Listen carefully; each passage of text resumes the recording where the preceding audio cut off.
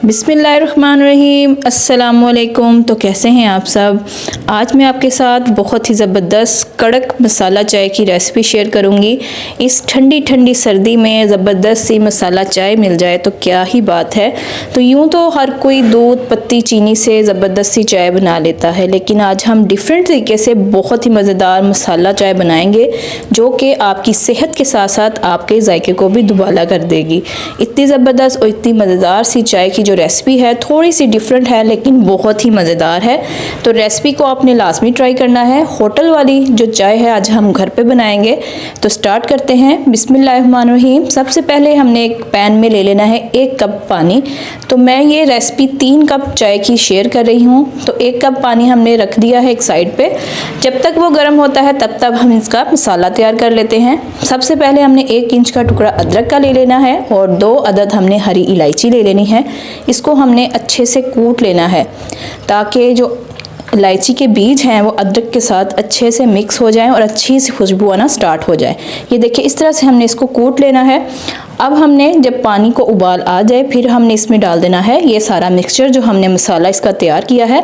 अब हम इसमें इसको पकने देंगे ताकि सारा जो जायका है खुशबू है अच्छे से चाय में आ जाएगी।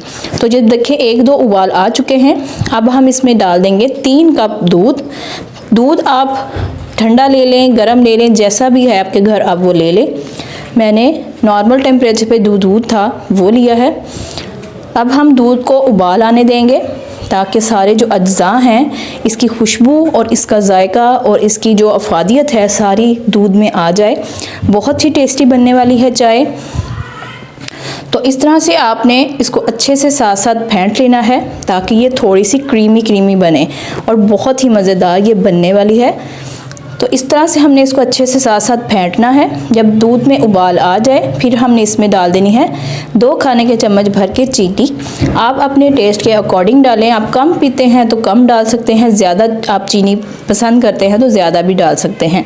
चीनी इसलिए हम पहले डालेंगे ताकि जो चीनी से पानी जो शीरा बनता है, पानी आ जाता है दूध में, वो इसका अच्छे से मिक्स हो जाए इसमें और गाढ़ापन आ जाए। बाज़ औक़ात ऐसा होता है हम चीनी पत्ती दूध सब कुछ डाल के काम करने लग जाते हैं और चाय को पकने के लिए रख देते हैं, लेकिन आपने इसी तरह से इसको बनाना है। पहले चीनी डाल के इसको अच्छे से आपने 1-2 उबाल ले आने हैं।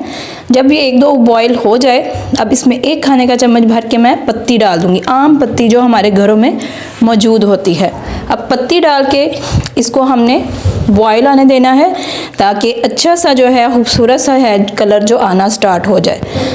आपने भी जब भी चाय बनानी है तो पहले दूध में चीनी डाल के इसको 1-2 बॉयल ले आने हैं ताकि जो चीनी का शीरा सा होता है, पानी होता है, लिक्विड छोड़ती है चीनी, वो अच्छे से इसमें मिक्स हो जाए और क्रीमी सा टेक्सचर आएगा और बहुत ही टेस्टी बनेगी।